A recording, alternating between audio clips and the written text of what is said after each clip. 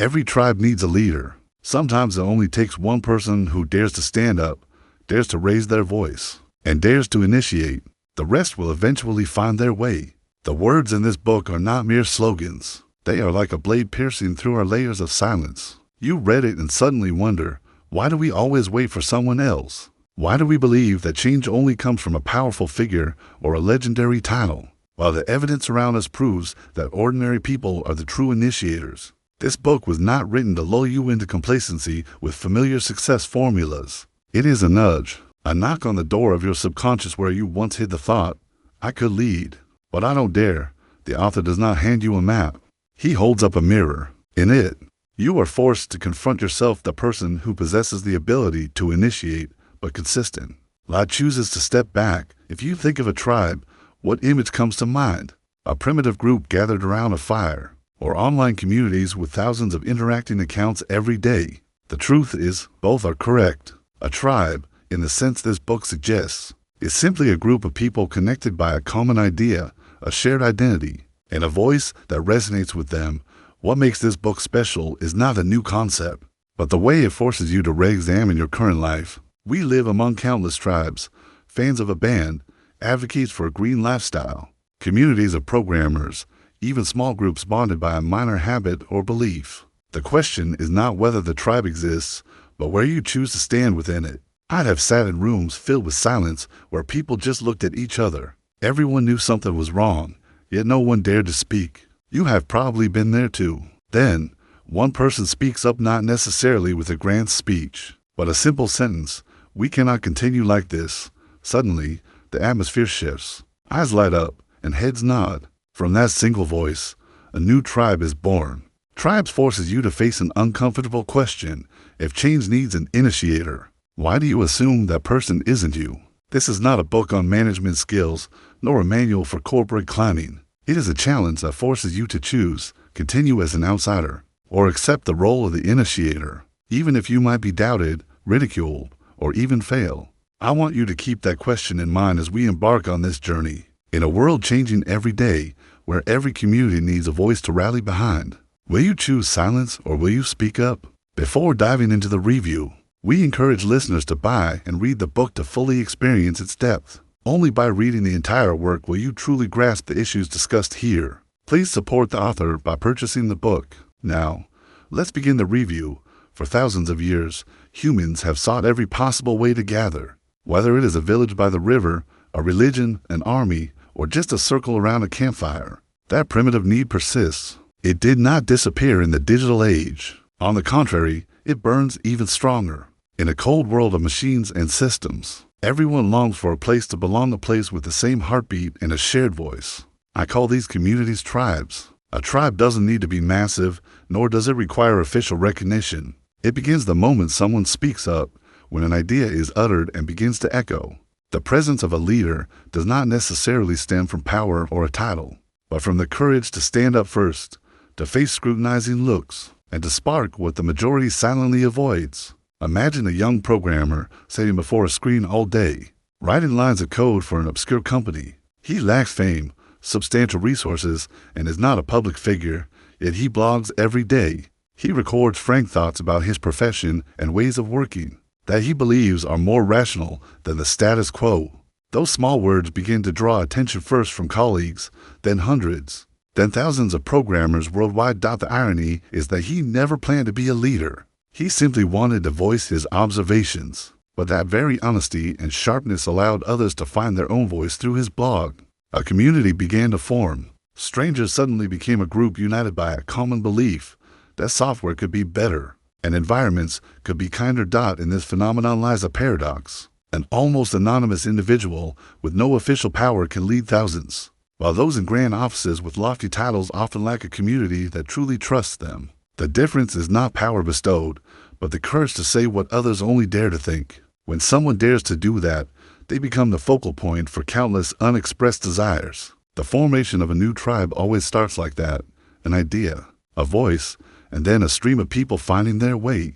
Sometimes it only takes an authentic story or a word spoken at the right moment for people to recognize each other and build an invisible home. If you ever thought only the powerful could lead, look again. Reality shows that ordinary people, when they dare to live authentically and express a vision, are the most potent initiators. They do not manage or issue orders. They suggest, connect, and instill the belief that another path is possible. Right there, the tribe appears, and once it does, nothing remains the same. The spread of an idea does not always require a massive campaign or a huge budget. It can start in a cramped room in the middle of the night. The importance lies not in the scale, but in the resonance of the message. That blogger demonstrated the power of resonance. He didn't lecture. He simply described what he saw, the disappointments and the irrationalities. Because he did not embellish, his words became trustworthy. Readers saw their own frustrations finally named. They began to follow, share, and participate in his projects. The key distinction here is between a manager and a leader. A manager can enforce regulations, but they cannot command a heart to beat in sync with theirs. A true leader, even without formal power, can inspire thousands to harmonize voluntarily. It is not an order, but an attraction. It is the allure of a vision. This world is full of people trapped in unfeeling cycles, working for a paycheck, repeating processes without fire or aspiration. The appearance of someone who dares to ask why is like a crack of light in a dark room. It may be small, but it is enough to turn every eye toward it and begin a gathering. Many believe that becoming a leader requires climbing the corporate ladder or being validated by a title. The truth is quite the opposite. Real leaders often emerge from outside the system or are even perceived by the system as disruptors. The paradox lies in the fact that the more they relinquish the need for control, the more genuine power they wield. This power stems from the voluntary faith of followers rather than fear or dependency. That small blog proved that an individual, through mere words, can build a space for connection, giving birth to a community not one driven by material incentives, but one united by shared meaning and belief. That is a tribe. Something similar unfolds in other fields through stories that might seem unrelated. A band on the road, playing music dismissed by critics, becomes the focal point of one of the most loyal communities in history. The Grateful Dead wasn't the most famous band of their era, nor did they outsell the industry giants. Yet, they possessed something unmatched, a legion of fans willing to follow them anywhere. These were the Deadheads. They didn't just listen to the music, they lived it, weaving it into the very fabric of their identity. Interestingly, the Grateful Dead defied traditional business models. They encouraged fans to record their live shows and share them for free, an act the record labels viewed as a disaster. Yet, because of this, their community grew even tighter. Fans weren't just consumers, they became distributors, feeling like an integral part of the band rather than a mere audience. Here, the tribe is no longer an abstract concept. It lives in every face, every lyric, and every road trip. Once you step into that energy, it is hard to leave. The Deadheads were living proof that a community can be stronger than any legal contract. They pitched tents, traded tapes, and shared a lifestyle rooted in freedom and creativity. Each show was a pilgrimage where strangers looked at each other as family. The band acted as a catalyst, but the people were the true tribe. From the music industry's perspective, this strategy seemed foolish. Success usually demands controlling the product and maximizing copyright revenue. But the Grateful Dead chose the opposite path. By giving up control, what record labels saw as a risk became an invaluable asset. Trust and loyalty. This reinforces the paradox. Letting go of control is often the path to true power. A tribe is not built with fences, but with voluntary bonds. When you allow others to carry the story forward, they will take it to places you could never reach alone. In today's world, tribes are no longer bound by geography. If a band could connect thousands across the U.S. before the internet, imagine what an idea can do now. Acumen, a New York-based charity initiated by Jacqueline Novogratz, proves this. They invest in social initiatives that transform lives, connecting founders in Africa or South Asia with thousands of global believers. A woman in Kenya could share her story with an investor in London, while a student in Delhi listens in. Though they've never met, they become a tribe through the shared belief that human beings can drive change when given the right support. The internet shattered the walls that once confined tribes to local pockets. Now, a powerful idea can mobilize millions with a single click, but tools are not everything. Leadership remains the essential ingredient. Someone must still dare to stand up and ask, let's create something different together. A tribe is merely a collection of people until it becomes a movement. The difference lies in whether someone dares to light the spark and offer a vision that everyone can pursue. Consider Barack Obama's campaign. His team understood something profound. The internet is not just a megaphone for broadcasting, but a network for storytelling. They didn't impose a rigid, top-down command. They gave millions of people the tools to make the message their own. The result was an unstoppable wave. It was a testament to the power of a movement. A well-led tribe could shake an entire nation. Real power doesn't reside in bulky, bureaucratic organizations, but in groups of people moving voluntarily toward a shared future. These groups may start small or be dismissed, but once they touch a collective emotional vein, they become unstoppable. A group might gather around a brand or a hobby, but that alone isn't enough to ignite a movement. A movement arises when a common idea is breathed into life. When someone stands up and declares, "We are not isolated individuals, we are a force." The difference between a group and a movement is the fire of leadership. That fire doesn't always come from the top. It often sparks from individuals within the heart of the community. They don't manage, they inspire.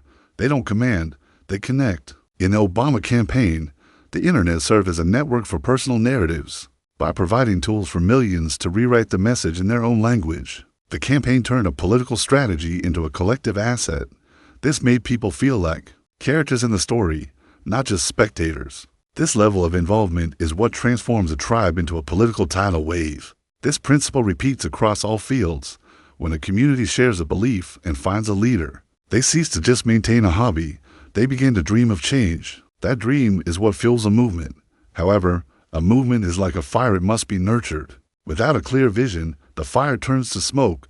Without guidance, it fragments. Many tribes flare up intensely only to fade because they lack sustained momentum. What, then, sustains a tribe's strength? The answer is leadership, not by title, but by commitment. A true leader keeps the community focused on its core mission, preventing it from being swept away by distractions or internal strife. Imagine a group of hundreds of thousands, each with their own ideas, without a common vision. They would pull in every direction and eventually vanish. But a voice that constantly reminds them of their why acts as the embankments for a river, guiding the community's energy in a single, powerful direction. The greatest danger to a tribe is not an external enemy, but insidious internal stagnation. When a community becomes too large, too bureaucratic, or too attached to its privileges, it loses its original spirit. At that point, a vivid movement can evolve into a rigid organization. This is why some movements that once resonated eventually become hollow shells, leaving behind only a name and outdated rituals. Conversely, movements that persist through decades do so because of their ability to renew. The leader's role is to ensure the tribe remembers why they gathered in the first place and why they must continue. A tribe exists not to preserve the status quo, but to pave a new way. If it focuses solely on protecting its status, it has already died from within. People often ask what a leader should look like. Do they need special charisma, an eloquent voice, or a steely resolve? The truth is not so simple. Prominent leaders come in all forms, young, old, leading millions, or guiding a small circle. They share almost no common physical traits. What unites them is the ability to see what others miss. They discover gaps in the status quo and opportunities hidden behind silence, and they dive into them. While the majority hesitates, they have already stepped forward, turning observation into action. Consider Steve Jobs. He was not always polite, and certainly not a pleasant person, but he envisioned a world where technology was beautiful and accessible. When everyone believed computers were only for technicians, Jobs insisted they must be tools for everyone. That vision transformed Apple from a niche computer company into a global cultural movement. Conversely, less famous leaders like Jim Delgado, McDonald's store manager, left a deep mark. He wasn't a renowned inventor, but he created the Big Mac, an icon that became a foundation for an entire empire. He didn't need a microphone. He just needed a simple idea executed with conviction. These examples prove that leadership lies not in the volume of the noise, but in the daring to shape something new. Sometimes, a seemingly small detail alters the entire trajectory of a community. However, an idea alone does not make a leader. Without courage, an idea dies young. A leader is someone ready to face doubt, ridicule, and fierce opposition without backing down. The distinction between a leader and a manager is clear. Managers seek to maintain, leaders seek to change. Managers focus on keeping the machinery running smoothly. Leaders question whether that machinery is still worth operating. A leader can appear at any time, from any position. They do not need a title. They only need a belief strong enough to draw others in. When that belief is shared, it becomes the glue of the tribe. Yet, a paradox remains, because there is no universal formula. True leadership is unpredictable. You cannot mass-produce leaders in a classroom. What you can do is create an environment where people feel empowered to speak up. When that voice rings out, the tribe naturally recognizes its own. If there is no common denominator, how do you spot a real leader? They are the ones who challenge the status quo. When everyone is silent, they speak up. When everyone follows the old path, they forge a new one. That courage is what inspires others to follow. There is no guarantee of success. Many leaders fail, and many movements disband. But even in failure, they create vibrations, leaving seeds for others to carry on. Leadership is not about owning the crowd. It is about initiating a flow. Tribes need those flows to survive, and the world now more than ever needs people who dare to initiate. Once a community forms, the vital question shifts from how to attract people to how to keep the inner fire burning. History is littered with tribes that once boiled with passion only to turn into inert organizations, living on past reputations. Initially, they were the spearhead shattering stagnant habits. Over time, they became the very status quo that needs challenging. This danger stems from bloat and familiarity, when a group prioritizes procedures over action, and when a leadership seat is valued more than the mission. The tribe has entered the danger zone. The structure remains, but the soul has departed. This is not a mere hypothesis. Countless organizations that once flared up were eventually sucked into the machinery of maintaining interests and shielding privileges. They became high-walled fortresses instead of path-clearing torches. Conversely, tribes that maintain their vitality across years are those that constantly re-examine their purpose, asking, "Why are we here?" They allow skepticism and embrace discomfort. This flexibility keeps them grounded in reality rather than fading into a symbolic state. Thus, the greatest responsibility of a leader is not just to initiate, but to sustain movement. A static tribe is a dying tribe. A moving tribe, even one filled with chaos, still holds hope. Think of the difference between a rushing river and a stagnant pond. A river may be murky, but it carries life. A pond looks peaceful, but underneath, it is suffocating from a lack of oxygen. Tribes are the same. Without a flow, they suffocate within their own image. The leader must constantly remind the community of its why. They must not allow the tribe to rest on its laurels. They must be willing to dismantle what was once effective, but is now obsolete. This is difficult because people crave the safety of the familiar. But without this daring, the tribe will be buried in the dust of time. The world moves too fast to cling to a stagnant formula. The only thing worth keeping is the original spirit, the daring to be different. Tools and strategies are just the shell. The shell can change, as long as the fire inside still burns. Long-lasting communities share one secret. They invest their faith in committed people, rather than rigid structures. They understand that when people lose their belief, no building can hold them back. Conversely, when faith remains, even without an office or facilities, people find a way to meet and continue. A tribe may die on paper, but it lives forever in the actions of those who believed. Sometimes, the dissolution of an organization is the fertile ground where a new movement sprouts. Energy never disappears. It only changes form.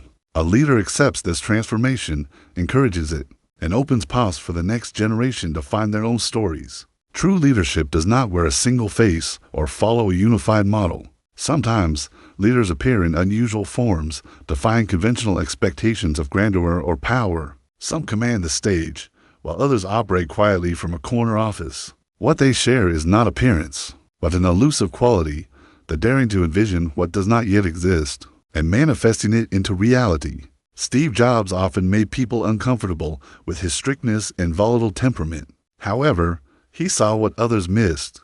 A computer is not merely a technical tool. It is a gateway to creativity for every individual. From that vision, Apple became a symbol that sells not just products, but an entire lifestyle. Conversely, Jim Deligatti was an ordinary McDonald's manager. He didn't invent groundbreaking technology, yet he conceived the Big Mac to patties and 3 slices of bread that seemed mundane, yet became the core of a global empire. Leadership here does not stem from stature, but from the courage to innovate within one's own framework. This proves there is no universal blueprint for a leader. Each follows a unique path, yet all share a common choice, breaking the silence. When the majority is content with the status quo, they ask questions. When everyone bows their heads, they look up. That simple act is enough to inspire courage in others. Leaders do not wait for power to be granted. They do not wait to be chosen or for a title on a door. They act first, and through that action, they become pillars for others. Admittedly, leadership does not always yield the desired results. Some burn out. Some movements flash brightly and then fade. Yet, even in failure, they leave behind an indelible mark, the ability to imagine a different world. That ability will eventually be picked up by someone else. Here lies the paradox. Leadership does not guarantee long-term success, but without it, change is impossible. A tribe can survive on inertia for a while, but to move forward and create a difference, it needs someone who dares to lead. Reflect on these stories. Joel Spolsky's blog, The Grateful Dead's Endless Tours, Acumen's Global Network, Obama's movement, or the contrasting paths of Jobs and Delegati. They all point to one truth. Anyone, anywhere, can be the source of a tribe, provided they are willing to face doubt and raise their voice. The world doesn't need more managers maintaining the status quo. It needs people daring to ignite an idea so that others may find their way to it. Change often begins with a stranger, a minor detail, or a word that seems out of place. From there, an entire community is galvanized. This is the essence of leadership, not power handed down, but courage transmitted so that others voluntarily step into the same rhythm. When that rhythm resonates, a tribe is born, a movement takes flight, and the world is forever changed. Yet, some communities start with a brilliant fire only to see it extinguished within years. Not by external enemies, but by internal weight. When a group grows too quickly, it tends to bloat into a cumbersome bureaucracy. Meetings that were once electric turn tedious. Words once spoken with passion become hollow slogans on a wall. This degeneration is subtle and hard to detect. It begins when those at the top prioritize their seats over the fire. They focus on preserving image, rituals, and procedures. Once a spearhead shattering old habits, the tribe becomes a fortress protecting the very things it once fought. Scale does not always equate to vitality. A massive association could be emptier than a small group if it loses its core focus. At this stage, the leader's role is vital.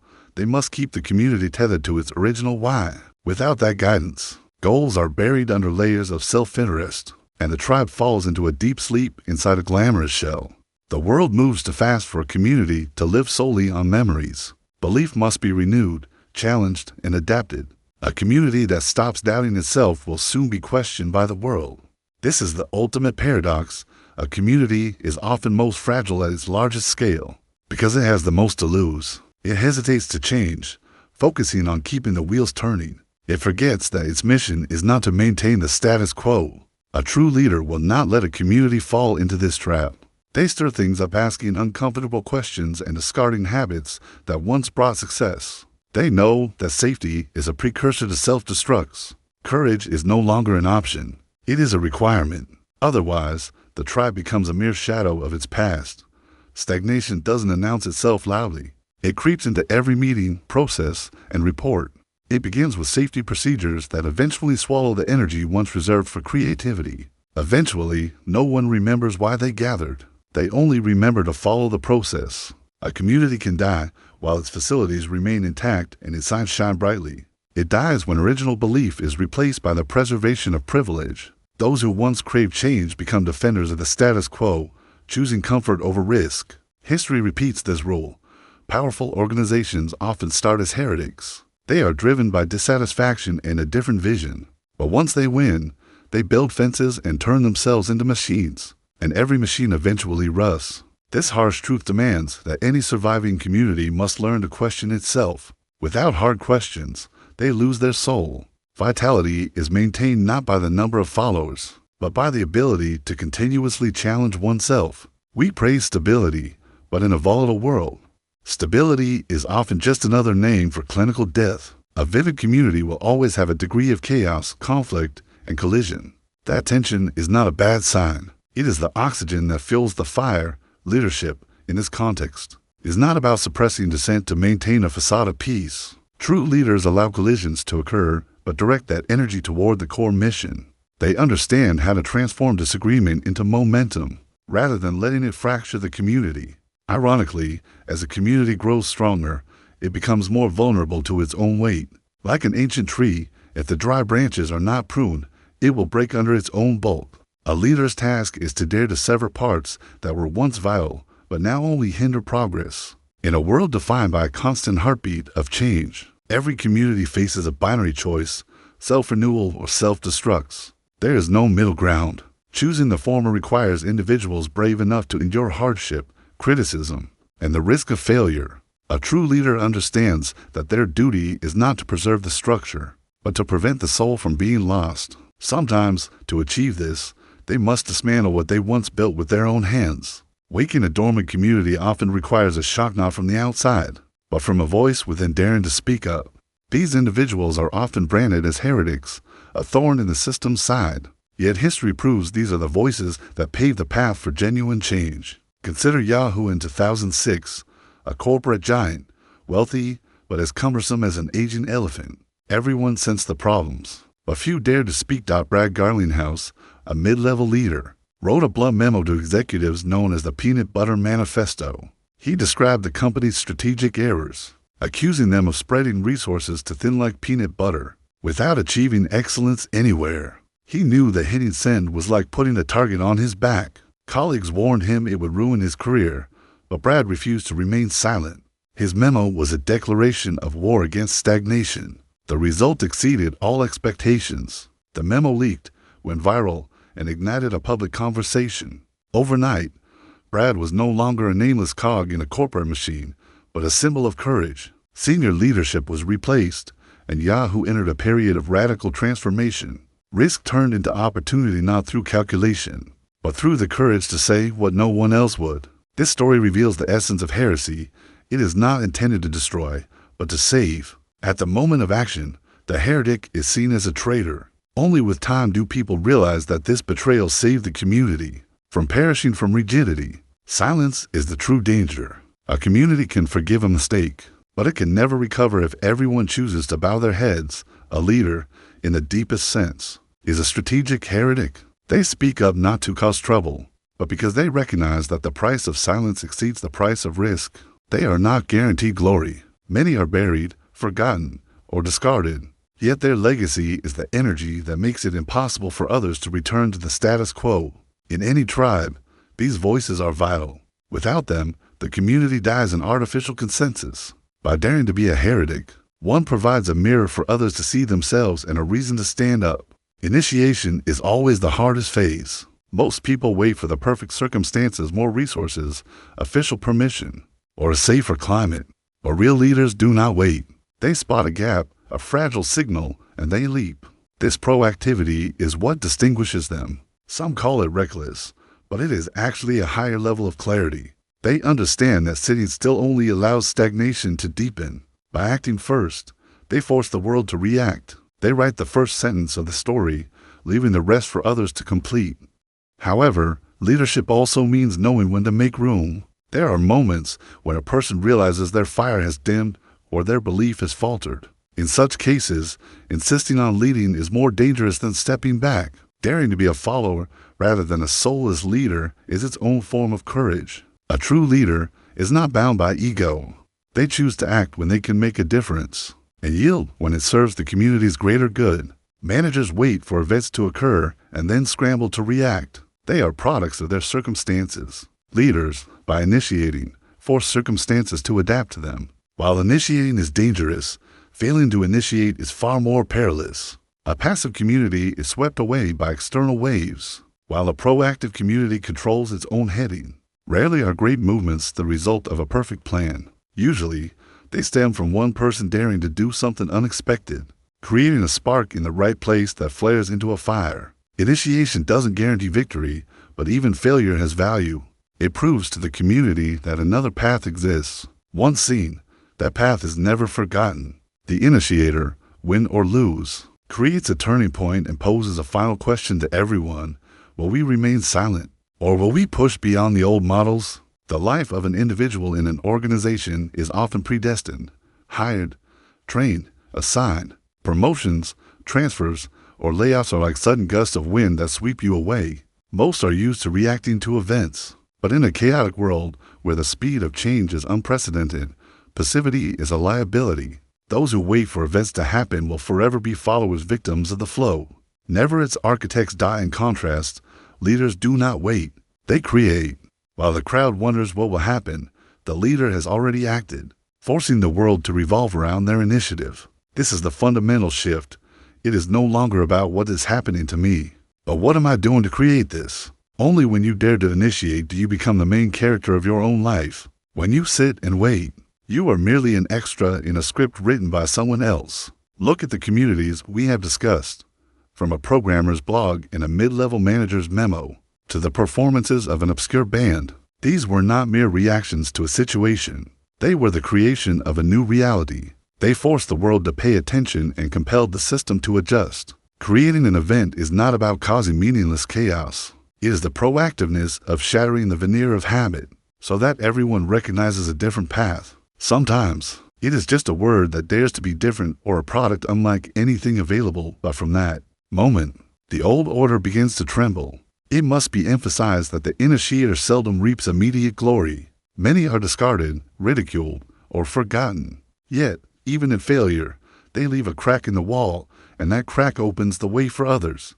Passive people live in a world built by others. Proactive people create new worlds. The difference lies in the question you choose. What will happen to me?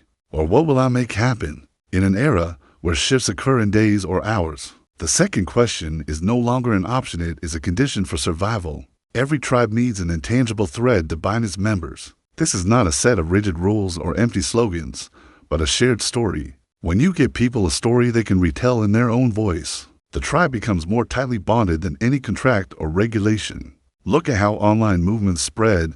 They do not rely on the mechanical repetition of a single message. Instead, leaders provide the tools and a fundamental language, allowing individuals to interpret it.